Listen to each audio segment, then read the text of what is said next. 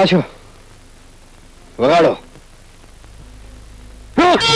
હવે માનો ગોરી, હો માનો ગોરી, બોલડે બેટા સ્કૂલ માંથી કે મોડું થયું બેટા? ગોરી તારા, ઓ ગોરી તારા બોલડે. હોય કે ખાબોચિયું, તળિયું તો બંનેને તાગી શકાય, પણ ન તાગી શકાય એવો એક જ મારો શ્યામ, ઘનશ્યામ છે.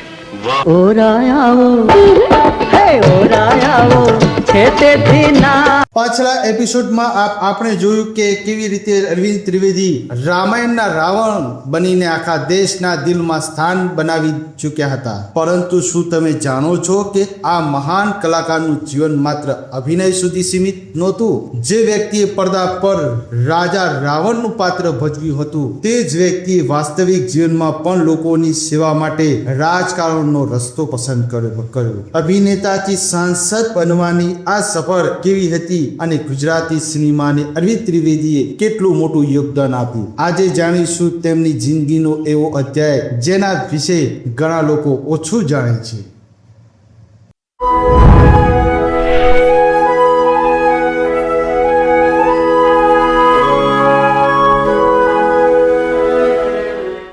નમસ્કાર. અરવિંદ ત્રિવેદીનું નામ આજે પણ સૌથી પહેલા રામાયણના રાવણ તરીકે યાદ કરવામાં આવે છે, પરંતુ તેમની ઓળખ માત્ર એક જ પાત્ર સુધી મર્યાદિત નહોતી. તેઓ ગુજરાતી સિનેમાના એવા કલાકાર હતા જેમણે 4 દાયકાથી વધુ સમય સુધી પોતાની કળાથી દર્શકોનું મનોરંજન કર્યું. ગુજરાતી ફિલ્મ ઉદ્યોગમાં તેમને અનેક પ્રકારના પાત્રો ભજવ્યા, ક્યારેક ઐતિહાસિક પાત્રો, ક્યારેક ધાર્મિક અને ક્યારેક પૌરાણિક ભૂમિકાઓ, તો ક્યારેક સામાજિક વિષયોની ફિલ્મોમાં ગંભીર અભિનય. તેમની સૌથી મોટી ખાસિયત હતી કે તેઓ દરેક પાત્રને સંપૂર્ણ સમર્પણ સાથે ભજવતા. અરવિંદ ત્રિવેદીએ ગુજરાતી અને હિન્દી મળીને લગભગ 300 જેટલી ફિલ્મોમાં કામ કર્યું હોવાનું માનવામાં આવે છે. તેમને અનેક યાદગાર ફિલ્મોમાં પોતાની અભિનય ક્ષમતાનો પરિચય આપ્યો. ગુજરાતી સિનેમાની લોકપ્રિય ફિલ્મ દેશ રે જોયા દાદા પરદેશ જોયા માં તેમને દાદાજીની ભૂમિકા ભજવી હતી,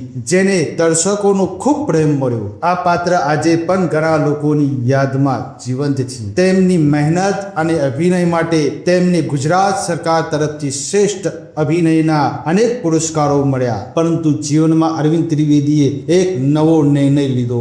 લોકોનો પ્રેમ અને વિશ્વાસ મળ્યા પછી તેમને જાહેર જીવનમાં પ્રવેશ કરવાનો વિચાર કર્યો. તેમને રાજકારણમાં પગ મૂક્યો અને ભારતીય જનતા પાર્ટી સાથે જોડાયા. વર્ષ 1991માં તેઓ ગુજરાતના સાબરકાંઠા લોકસભા મત વિસ્તારમાં સાંસદ તરીકે ચૂંટાયા. આ એક કલાકાર માટે મોટી સિદ્ધિ હતી, કારણ કે હવે તેઓ માત્ર પડદા પર જ નહીં પરંતુ વાસ્તવિક જીવનમાં પણ લોકો સાથે જોડાવા માંગતા હતા. સાંસદ બન્યા પછી તેમને લોકોની સમસ્યાઓ સમજવાનો અને સમાજ સેવા કરવાનો પ્રયાસ કર્યો. તેમના જીવનનો આ તબક્કો બતાવે છે કે તેઓ માત્ર પ્રસિદ્ધિ માટે નહીં પરંતુ પોતાની જવાબદારી માટે પણ ગંભીર હતા. આ ઉપરાંત અરવિંદ ત્રિવેદીને ફિલ્મ જગતના વહીવટી ક્ષેત્રમાં પણ મહત્વની જવાબદારી મળી. વર્ષ 2002માં તેમને central board of film certification CBFC માં કાર્યકારી અધ્યક્ષ તરીકે